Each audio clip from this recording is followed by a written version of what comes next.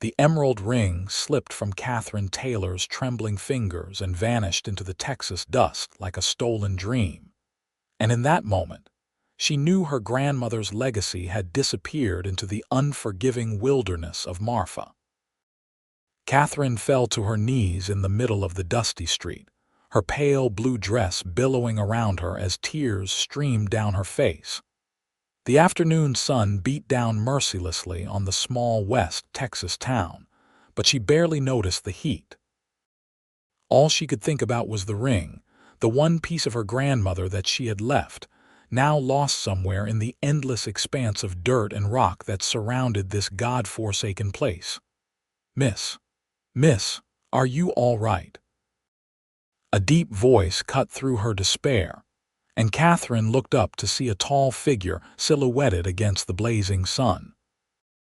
As her tear-filled eyes adjusted, she could make out a young man, probably no more than 25, with sun-darkened skin and concerned brown eyes beneath the brim of a worn leather hat.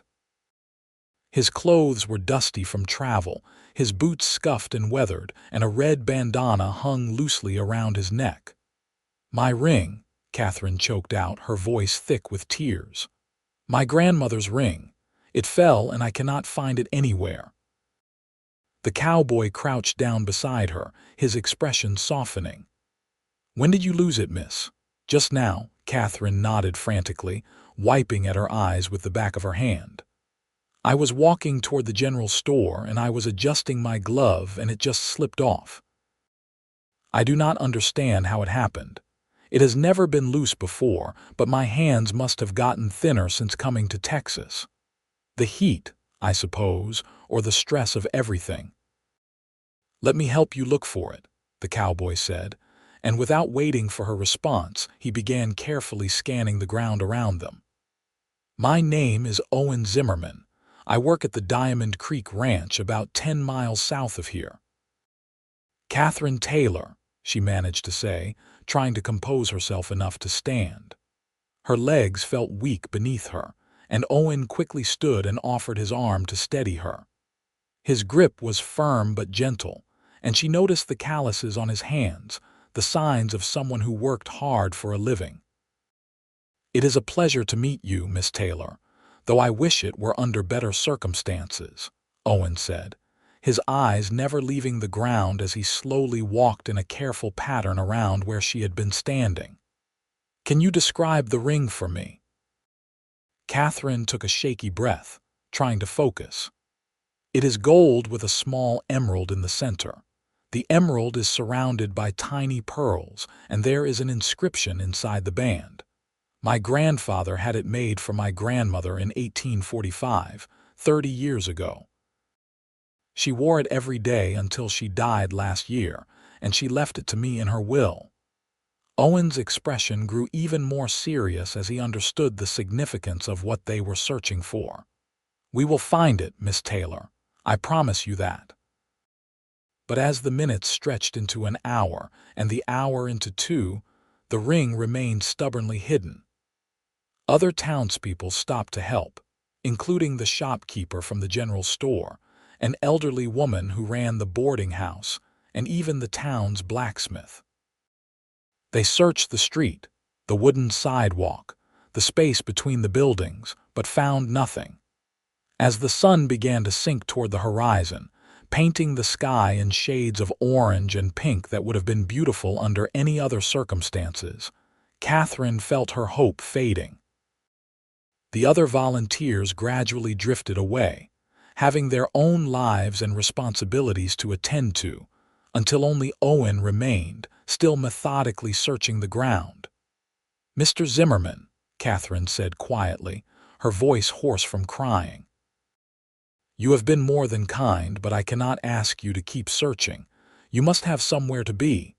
Owen looked up at her, and there was a determination in his eyes that surprised her. "I told you I would find it, Miss Taylor, and I mean to keep that promise. But you are right that it is getting too dark to search properly now. May I ask where you are staying?" "At Mrs. Henderson's boarding house. Just there," Katherine said, pointing to a 2-story wooden building across the street.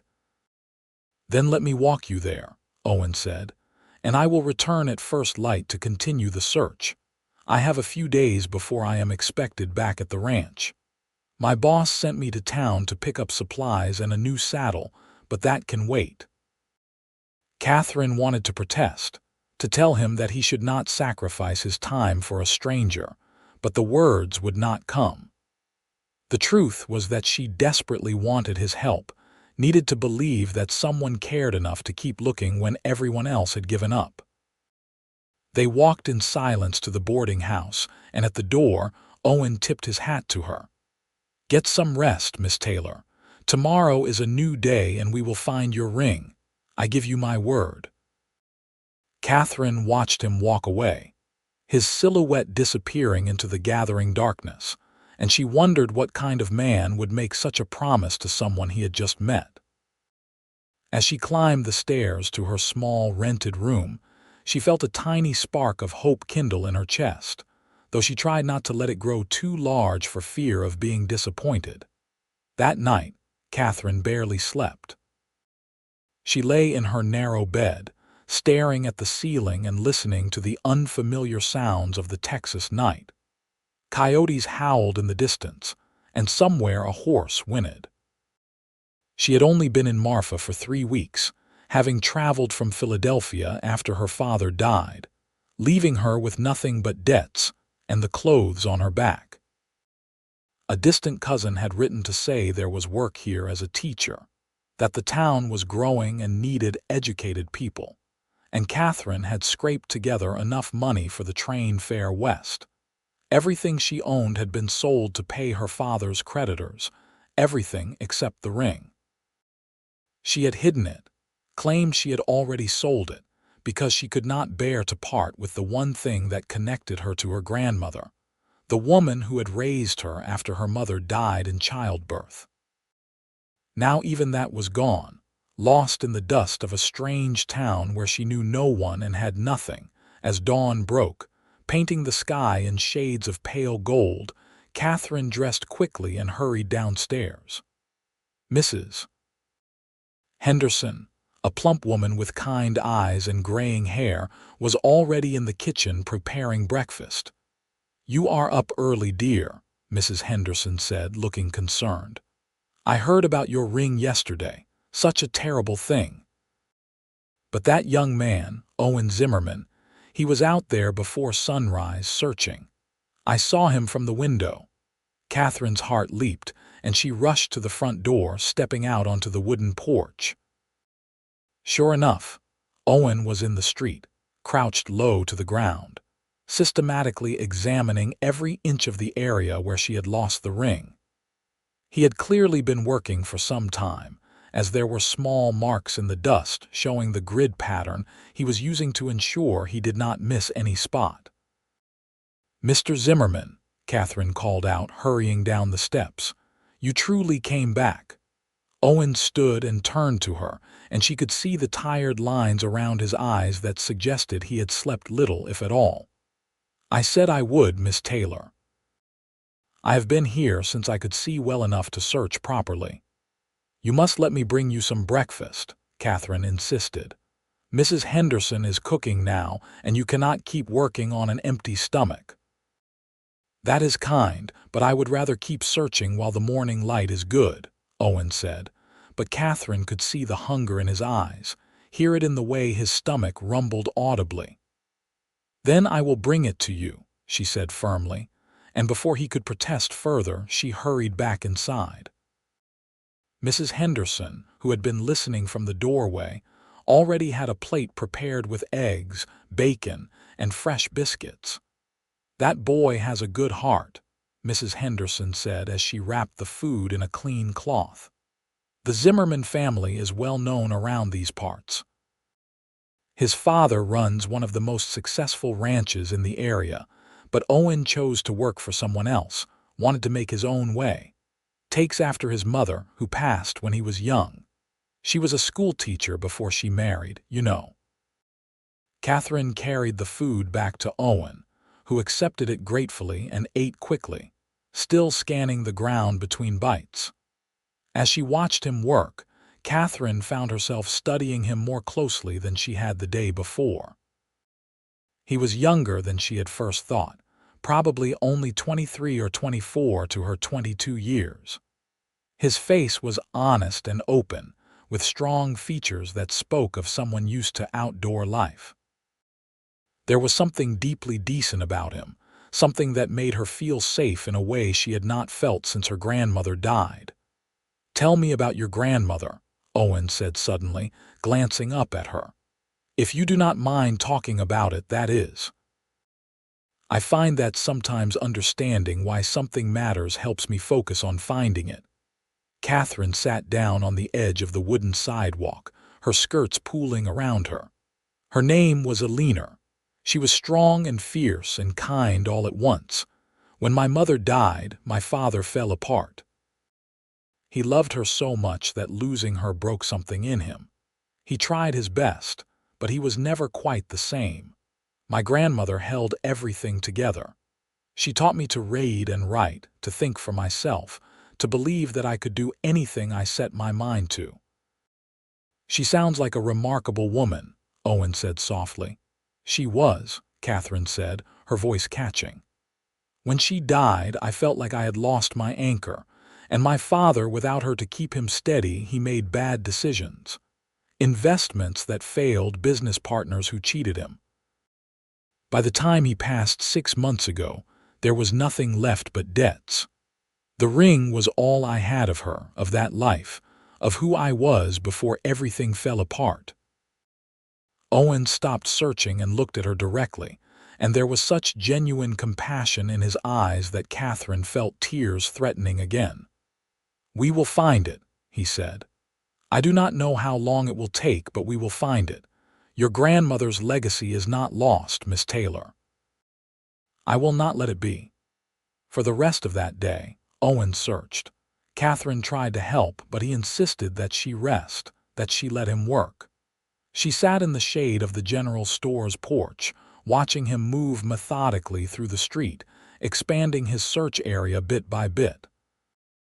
Several times, the shopkeeper, a man named Harold, came out to offer water or to ask if there had been any luck. "That Zimmerman boy is something else," Harold said, shaking his head in admiration. "Most folks would have given up by now, but he just keeps going." As the afternoon heat became oppressive, Katherine insisted that Owen take a break. She convinced him to sit with her in the shade, and Mrs. Henderson brought them cold lemonade and sandwiches. They sat in comfortable silence for a while, and Katherine found herself relaxing in a way she had not since arriving in Texas. "Why are you doing this?" she asked finally. "You do not know me. This is not your responsibility." Owen took a long drink of lemonade before answering. "My mother always taught me that the measure of a person is not what they do when others are watching, but what they do when they could walk away and no one would blame them. She said that kindness is not about grand gestures but about showing up when someone needs help, even if it costs you something. Especially if it costs you something." "She must have been a wonderful woman," Katherine said. "She was," Owen said, and there was a depth of loss in his voice that Katherine recognized, the sound of someone who had loved deeply and still carried the ache of that absence. "She died when I was 15. A fever that came on sudden. One day she was fine, and 3 days later she was gone. My father, he loved her more than anything in the world. He never remarried, said he could never replace her. I think that is why I understand what you are going through with your father and grandmother. Loss has a way of rippling out, affecting everything it touches." They talked then, really talked, in a way that Katherine had not talked to anyone in months. She told him about Philadelphia, about her life before everything fell apart, about her dreams of being a teacher and making a difference. He told her about growing up on a ranch, about learning to ride before he could properly walk, about his love for the wide open spaces of Texas, and the way the sky seemed bigger here than anywhere else. As the sun began to set on the second day of searching, Owen's determination had not wavered, but Katherine could see the exhaustion in the set of his shoulders, the way he moved more slowly than he had that morning. "Mr. Zimmerman," she said gently, "you need to rest properly. Please take tonight to sleep. The ring has been lost for 2 days now. One more night will not make a difference." Owen looked like he wanted to argue, but finally nodded. "Only if you promise to get some rest too. You look worn out, Miss Taylor." "Katherine," she said impulsively. "Please call me Katherine. After everything you have done, I think we can dispense with such formality." Owen's tired face broke into a smile, the first real smile she had seen from him. "Only if you call me Owen." That night, Katherine did sleep, exhausted from the emotional turmoil of the past days. When she woke the next morning, she felt something she had not expected to feel, a sense of anticipation, of hope, and she realized with a start that it was not just about the ring anymore. She wanted to see Owen again, wanted to hear his voice and see his determined expression as he continued his impossible quest. She dressed carefully, choosing her nicest dress, a pale green cotton that brought out the color of her eyes, then immediately felt foolish. What did it matter what she wore? Owen was helping her out of kindness, nothing more. Yet she could not quite shake the flutter in her chest as she went downstairs and saw him already in the street back at work. For 3 more days, Owen searched. The pattern became familiar. Katherine would bring him breakfast. They would talk during the hottest part of the day when the sun made searching difficult. And she would walk with him in the evenings as he expanded his search area further and further from where she had originally lost the ring. The people of Marfa began to talk, not unkindly, but with curiosity. The handsome young cowboy who had put his life on hold to search for a ring for a woman he barely knew. It was the kind of story that captured imaginations. Mrs. Henderson teased Katherine gently about it, and even Harold, the shopkeeper, made knowing comments about what a dedicated young man Owen was. On the 4th day of searching, as Katherine and Owen sat together in the shade eating lunch, he asked about her plans for the future. "I am supposed to start teaching next week," Katherine said. "The school term begins and I have been preparing lessons, though my heart has not been in it. I know I should let go of the ring, should accept that it is gone and move forward with my life. That is what my grandmother would want, for me to be practical and sensible, but I cannot seem to make myself believe it is truly lost." "It is not lost," Owen said firmly. "I have not found it yet, but I will. I have been thinking, though. The ring could have been kicked by a horse, or picked up by a bird, or washed into a crevice by the wind. I have searched every inch of the street and sidewalk multiple times.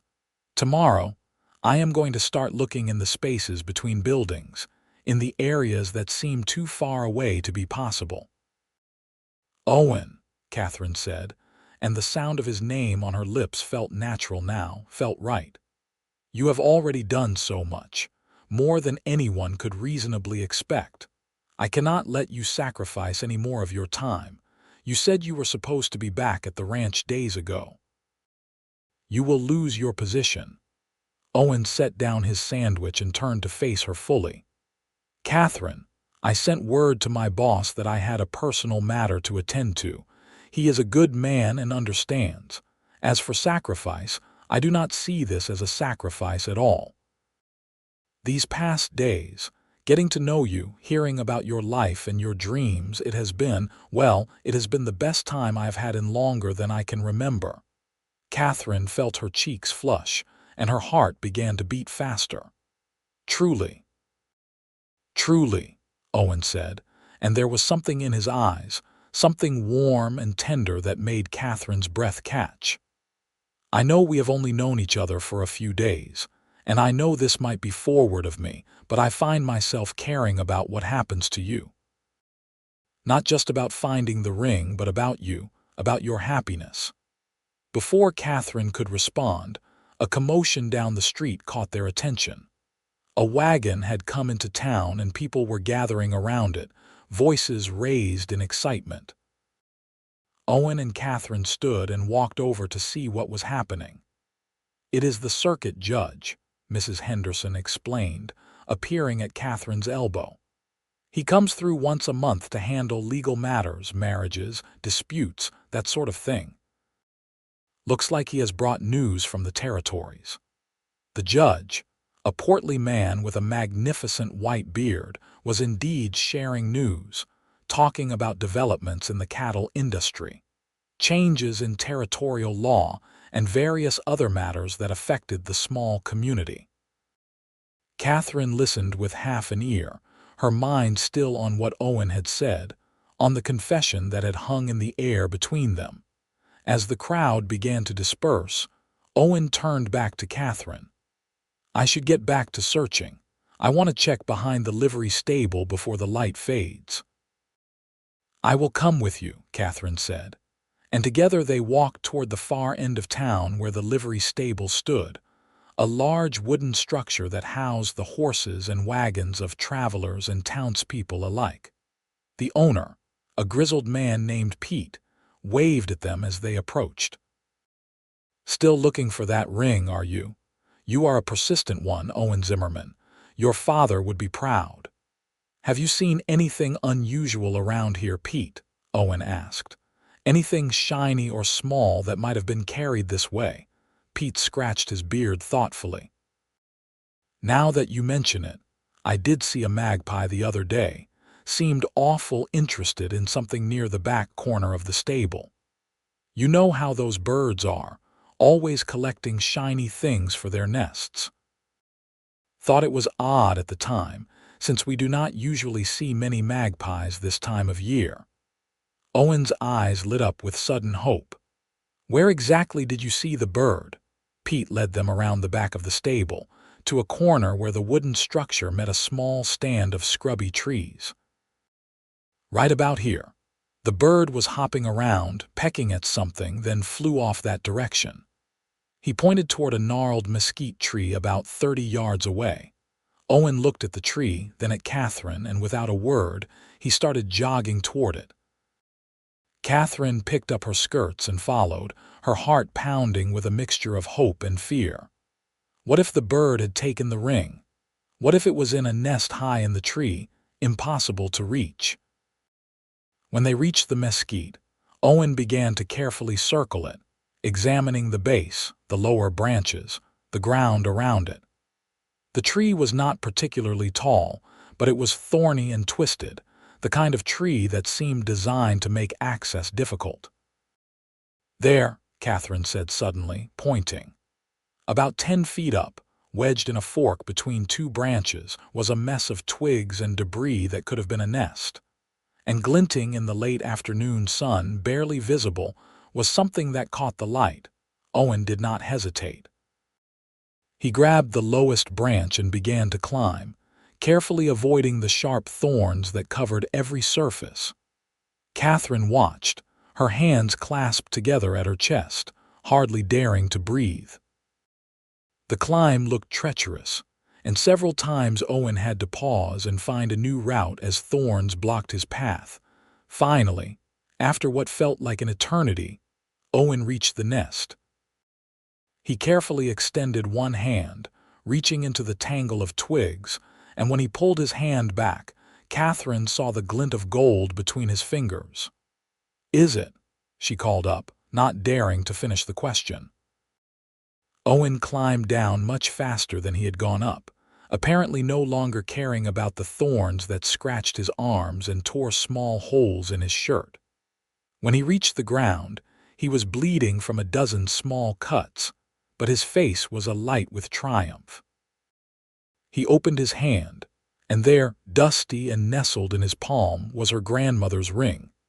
Katherine let out a sound that was half laugh, half sob, and reached for the ring with trembling hands. She held it up to the light, and yes, there was the emerald, the tiny pearls, the gold band that had graced her grandmother's finger for 30 years. She turned it over, and there was the inscription on the inside, worn but still legible forever and always. "You found it," she whispered, tears streaming down her face. "You actually found it."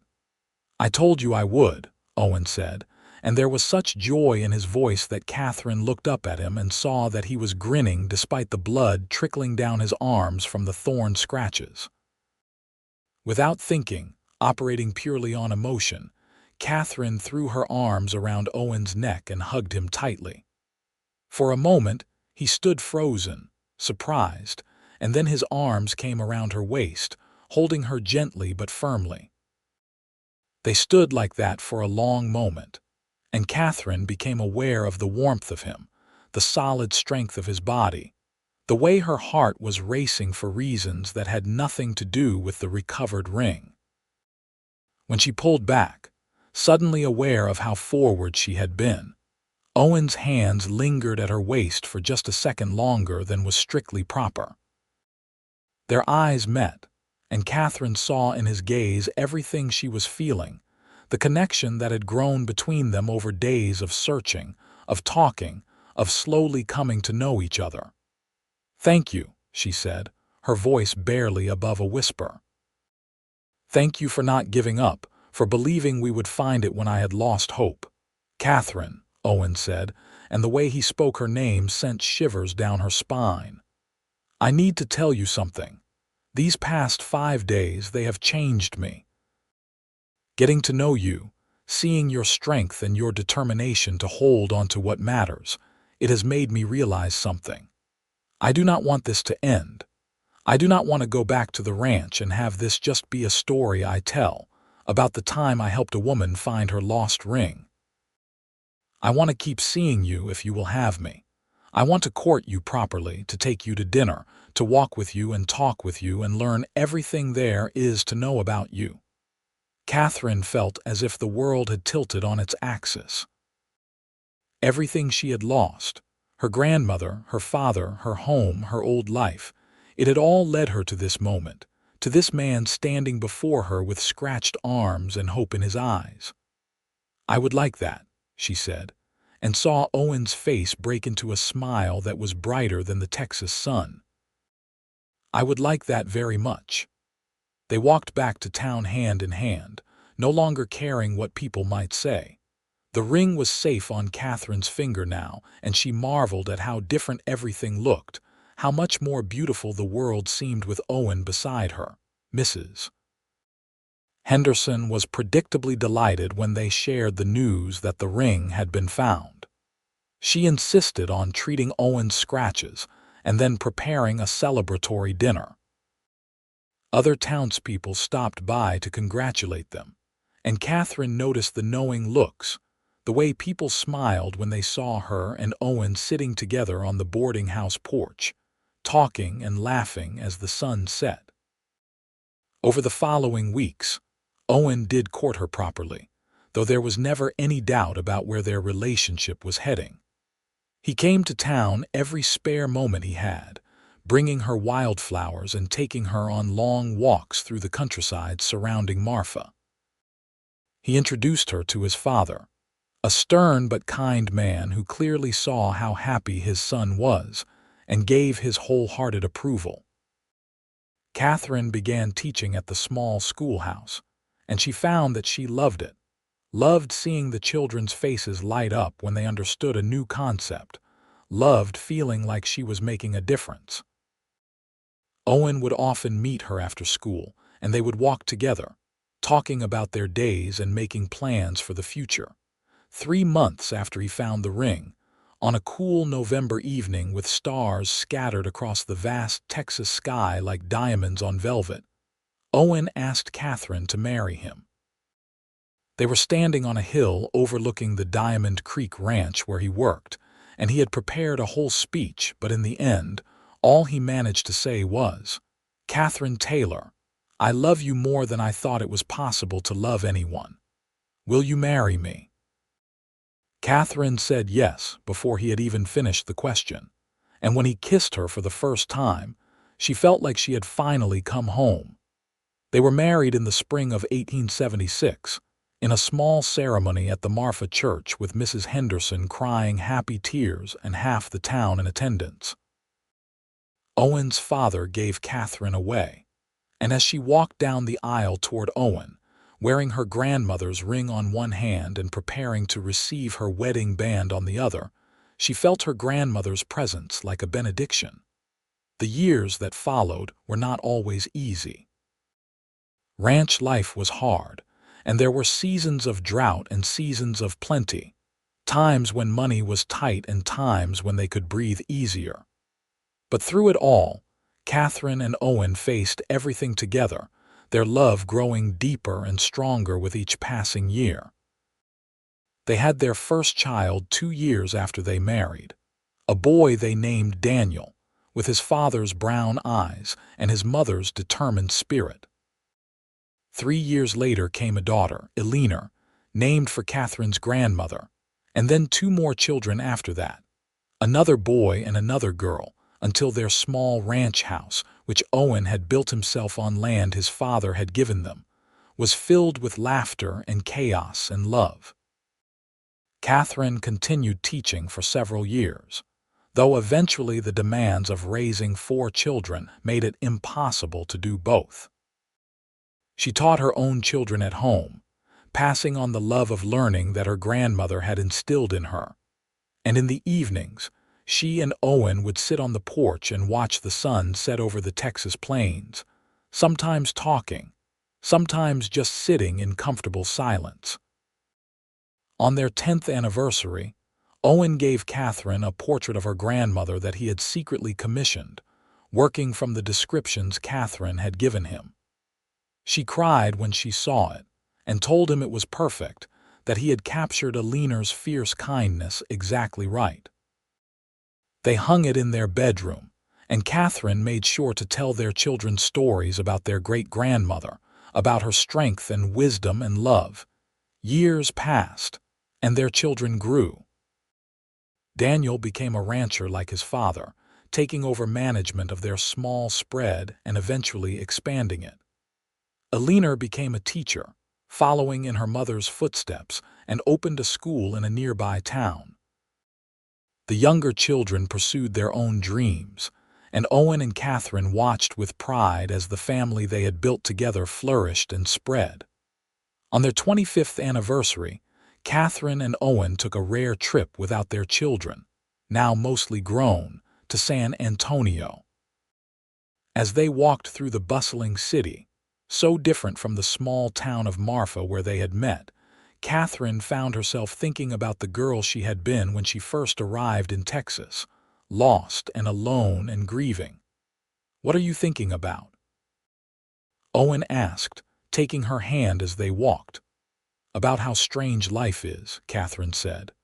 "How losing my grandmother's ring, the worst moment of my early life in Texas, led to the best thing that ever happened to me. If I had not lost it, we might never have met. You might have just been another cowboy passing through town, and I would have been just another teacher." Owen stopped walking and turned to face her, his hair now touched with gray but his eyes as warm and loving as they had been that first day when he had knelt beside her in the dust. "I do not believe that," he said. "I think we would have found each other somehow. Some things are meant to be." "You are a romantic," Katherine said, smiling up at him. "I am your romantic," Owen corrected, and kissed her there in the middle of the street, not caring who saw. When they returned to Marfa, they found that the town had changed and grown over the years, but the essence of it remained the same. Mrs. Henderson had passed away several years earlier, but the boarding house still stood, now run by her daughter. The general store had expanded, and there was even talk of a railroad spur being built to connect Marfa to the main line. Katherine and Owen settled back into their routine, the comfortable rhythm of a long marriage built on love and respect and partnership. They worked side by side on the ranch, made decisions together, supported each other through the inevitable hardships that life brought. As they grew older, their children married and had children of their own, and Katherine and Owen found themselves grandparents to a boisterous brood that filled their house with noise and love during visits. Katherine made sure that each grandchild heard the story of the lost ring, of how their grandfather had searched for days until he found it, of how that act of kindness and determination had led to everything they had together. On a warm spring day in 1901, 25 years after their wedding, Katherine and Owen sat on their porch as the sun set, their hands intertwined as they had been countless times before. They were both in their 60s now, their hair silver, their faces lined with the marks of a life well lived, but the love between them burned as bright as ever. "You ever regret it?" Katherine asked suddenly. "Spending those days searching for my ring? You could have been doing something more productive, more useful." Owen laughed, the deep, warm sound she had loved for a quarter-century. "Katherine Zimmerman, in all our years together, that might be the silliest question you have ever asked me. Those days searching for your ring were not wasted time. They were the beginning of everything. They were the foundation of this life we have built together. How could I possibly regret them?" "I suppose that was a silly question," Katherine admitted, leaning her head against his shoulder. "I just want you to know that I am grateful, every single day, for what you did, for who you are. And I am grateful every single day that I happened to be in Marfa that afternoon," Owen said, kissing the top of her head. "That I was there when you needed someone, and that you gave me the chance to be that someone for you." They sat in silence for a while, watching the colors change in the sky, the brilliant oranges and pinks and purples that painted the Texas horizon every evening. From inside the house, they could hear their youngest granddaughter practicing the piano, the notes not always perfect but filled with determination. "She reminds me of you," Owen said. "That stubborn refusal to give up until she gets it right." "She reminds me of you," Katherine countered. "That gentle persistence, the way she keeps trying without getting frustrated." They both laughed, and Katherine thought about how much of their life together had been like this: gentle teasing, shared observations, the comfortable intimacy of two people who knew each other completely and loved each other anyway, perhaps even more because of that complete knowledge. As the years continued to pass, Katherine and Owen aged gracefully together. They faced the challenges that came with growing older, the aches and pains, the slowing down, the loss of friends and contemporaries, but they faced it all together, just as they had faced everything else. Katherine still wore her grandmother's ring every day, though now it was joined by her wedding band, and an anniversary ring Owen had given her on their 30th year together. Sometimes, when the sun caught the emerald just right, she would pause and remember that day in the dusty street, the despair she had felt, the way Owen had appeared like an answer to a prayer she had not known how to voice. On their 40th anniversary, their children and grandchildren threw them a large party, filling the ranch house and spilling out into the yard with 3 generations of family.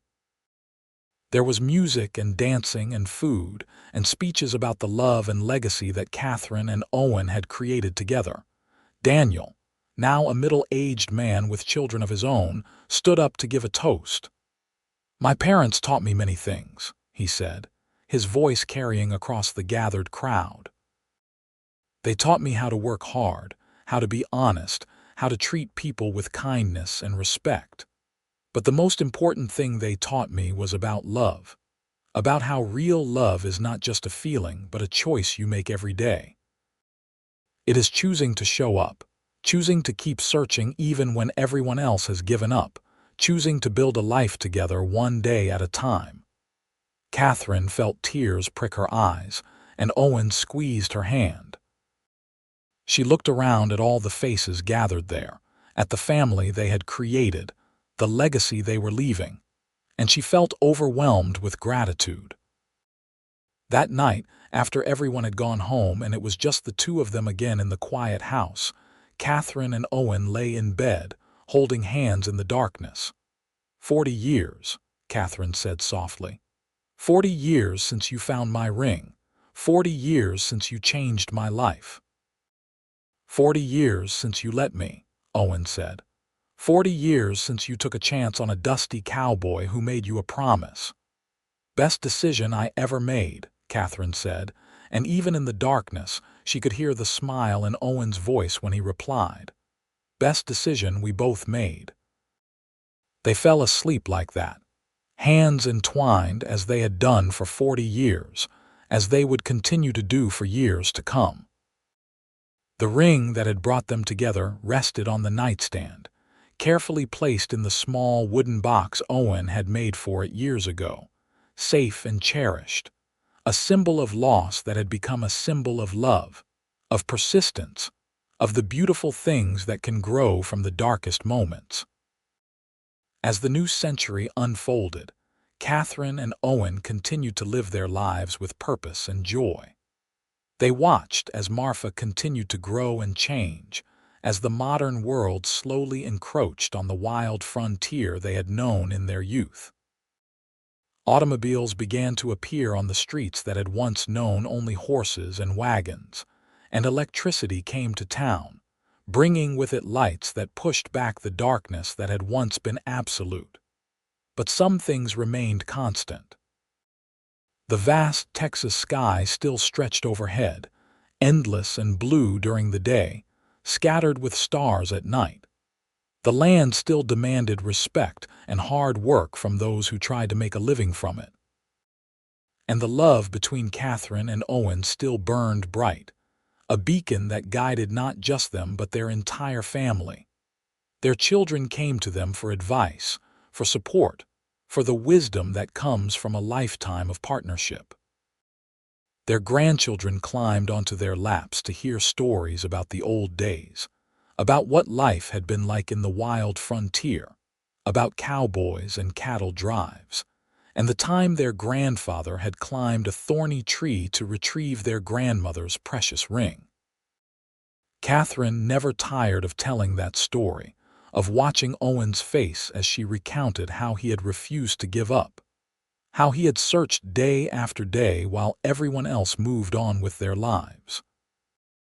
And Owen never tired of hearing her tell it, of seeing the love in her eyes when she looked at him, of knowing that he had made a difference in her life, that he had been there when she needed someone and had not let her down.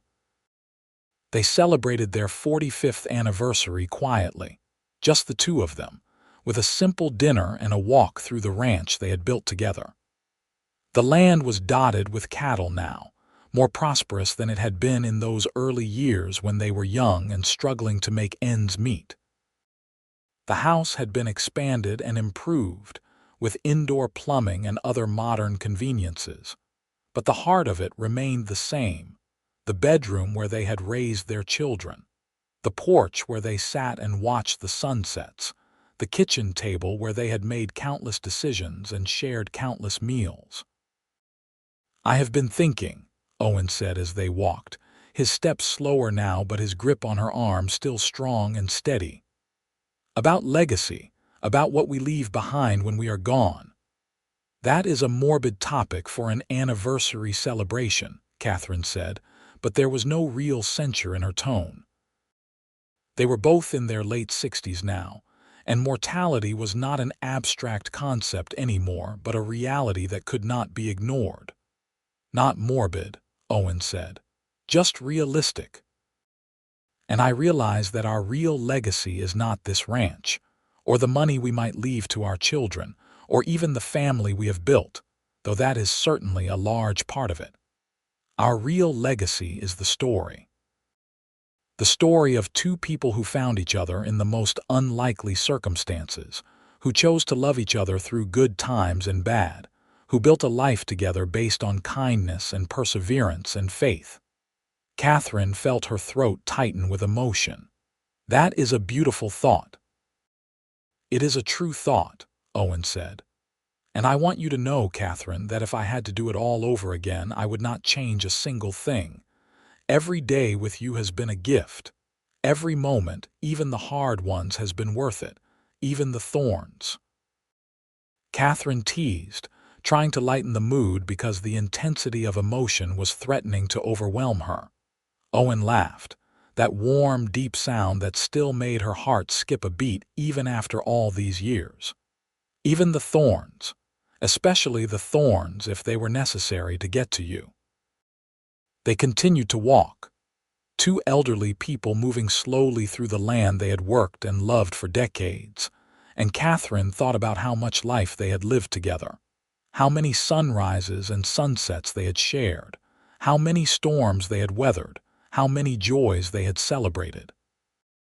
"I love you," she said, and the words were as true and real as they had been the first time she said them, perhaps even more so because now they carried the weight of decades, the proof of a lifetime of choosing each other every single day. "I love you too," Owen said. "Forever and always." Forever and always. The inscription on her grandmother's ring. The promise that her grandfather had made to Alina, that Alina and her husband had lived out in their own marriage, and that Katherine and Owen had honored in theirs. It was a simple phrase, but it contained everything that mattered, every promise, every vow, every choice to stay in love and build something lasting in a world that was often temporary and uncertain. Years continued to pass, marked by the changing seasons and the milestones of family life. Katherine and Owen celebrated 50 years of marriage surrounded by 3 generations of family. A gathering so large that it had to be held outdoors, with tables stretching across the yard and children running everywhere, filling the air with laughter and shouts. Owen's health began to decline when he was 72, his heart weakening from a lifetime of hard work and the simple fact of age. Katherine nursed him with the same determination he had shown when searching for her ring all those years ago, refusing to accept that their time together might be ending, fighting for every extra day. But Owen was at peace. He had lived a full life, loved and been loved, seen his children and grandchildren and even a few great-grandchildren thrive. On a quiet evening in late summer, with Katherine beside him holding his hand, he looked at her with eyes that were still full of love despite the pain. "Thank you," he whispered, "for saying yes, for trusting me, for building this life with me." "Thank you for finding my ring," Katherine said, tears streaming down her face, "for not giving up, for showing me what real love looks like." Owen smiled, squeezed her hand one last time and closed his eyes. He passed peacefully, with the woman he loved beside him, in the house they had built together, surrounded by the evidence of a life well lived. Katherine mourned him deeply, the kind of grief that comes from losing not just a spouse but a partner, a best friend, the person who had known her better than anyone else ever would. But even in her grief, she knew she had been blessed. Not everyone got to experience the kind of love she and Owen had shared. Not everyone got 53 years with the person who made them whole. She continued to live in the ranch house, cared for by her children and grandchildren who refused to let her be alone. She continued to wear both her grandmother's ring and her wedding band, and she continued to tell the story of how she and Owen had met, how he had searched for days to find her lost heirloom, how that act of kindness had blossomed into a love that had lasted a lifetime. On what would have been their 55th anniversary, Katherine sat on the porch watching the sunset, the same porch where she and Owen had sat so many times over the years. Alina, their daughter and her namesake, sat beside her, and Katherine's oldest great-granddaughter, a bright-eyed girl of 8, sat at her feet. "Tell me the story again, great-grandma," the child said, "about how great-grandpa found your ring." Katherine smiled and began the story once more, watching the little girl's eyes grow wide as she described how the ring had slipped from her fingers, how Owen had appeared and promised to find it, how he had searched day after day until he climbed a thorny tree and retrieved it from a magpie's nest. "Did it hurt?" the child asked. "When he climbed the thorny tree?" "I am sure it did," Katherine said. "But he did it anyway because some things are worth a little pain. Some things are worth fighting for, worth persisting for, worth climbing thorny trees for. Like love." The child asked with the clarity that sometimes comes from the very young. "Especially like love," Katherine said, and looked out at the Texas sunset, at the land she and Owen had built a life on, at the family they had created together, and felt at peace. Katherine lived for another 5 years, long enough to see several more great-grandchildren born, long enough to celebrate her 80th birthday surrounded by family, long enough to know that the legacy she and Owen had built would continue long after she was gone. When she finally passed, peacefully in her sleep, she was buried next to Owen on a hill overlooking the ranch, with her grandmother's ring on her finger and her wedding band beside it. At her funeral, Daniel told the story one final time, the story of how his father had searched for days to find his mother's lost ring, of how that search had led to a love story that had shaped not just their lives, but the lives of everyone gathered there. He held up the small emerald ring, which Katherine had requested be passed to Alina, her namesake, with instructions that it continue to be passed down through the generations. A reminder of where they had all come from, of the power of persistence and kindness and love. The family continued to thrive, generation after generation, spreading across Texas and beyond. But they never forgot their roots. They never forgot Katherine and Owen, the teacher from Philadelphia and the cowboy who had refused to give up, whose love story had begun with a lost ring and a promise kept. The ranch eventually passed to Daniel's children, and then to his grandchildren, changing and evolving with the times but always remaining in the family. The story of Katherine and Owen became family legend, told and retold at gatherings and celebrations, a reminder of what really mattered, of the values that had built not just a family but a legacy. The emerald ring, carefully preserved and passed from generation to generation, as Katherine had requested, became a symbol of that legacy.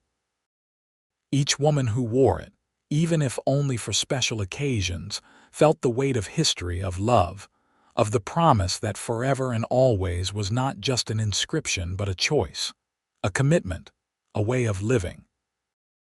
In time, the Wild West that Katherine and Owen had known faded into history, remembered only in stories and photographs.